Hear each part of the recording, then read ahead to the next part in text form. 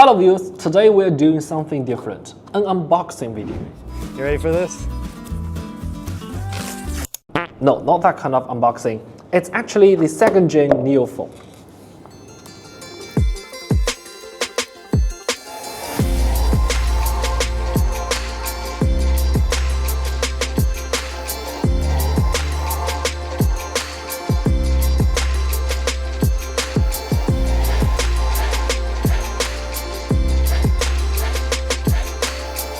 Yes, it's only been like 10 months since we checked out the first one, but it's already here, so we might as well see what they've done to improve it. I'm Harris, you're watching Matt EV.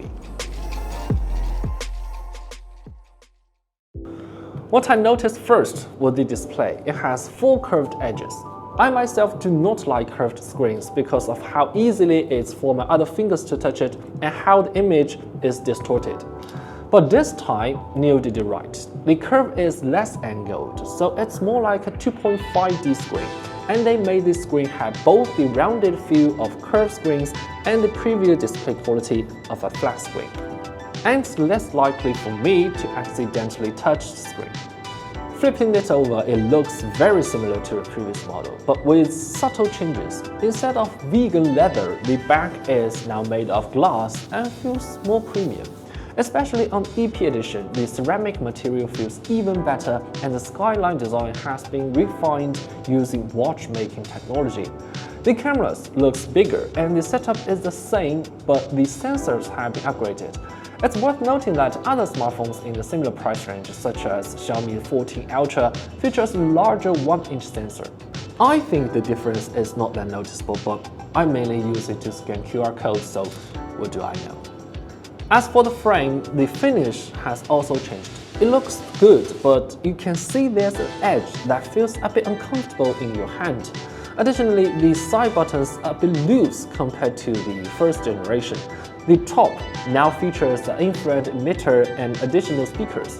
The overall size is slightly different, indicating that this is not an improved first-gen Nio Phone, but a redesigned new model.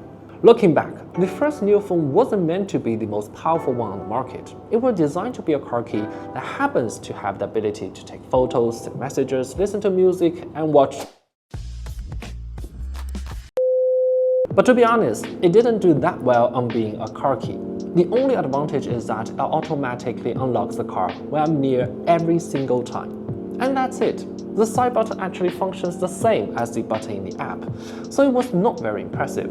But the 2nd generation has improvements, with the side buttons having more functionalities. It becomes a customizable shortcut for basically whatever you like. As for the super smart valet parking that's available on both phones, we tested and it was very handy, but the trigger is quite strict. You need to be between 2 and 7 meters away from the car, and you have to keep the interface on display the whole time. A technician from Nio told me it's due to safety and regulations, not software capability. At the moment, all features on the 2nd generation are also available on the first one.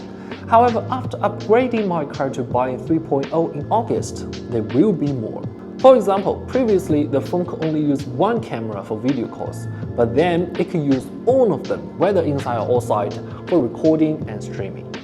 And I have to point out, the 2nd gen uses Sky UI 2.0, and the 1st gen will also be upgraded to this system in the future, though it's unclear how many of the new features will be inherited.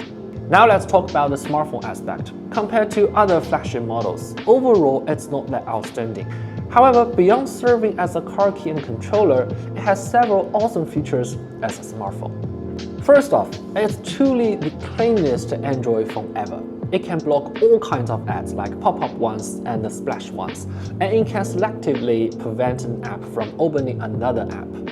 I'm just so glad someone has the determination to take on those annoying ads.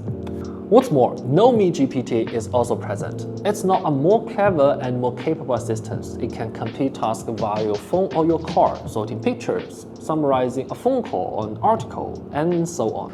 Given the phone's high performance and multitasking capabilities, the heat management is crucial.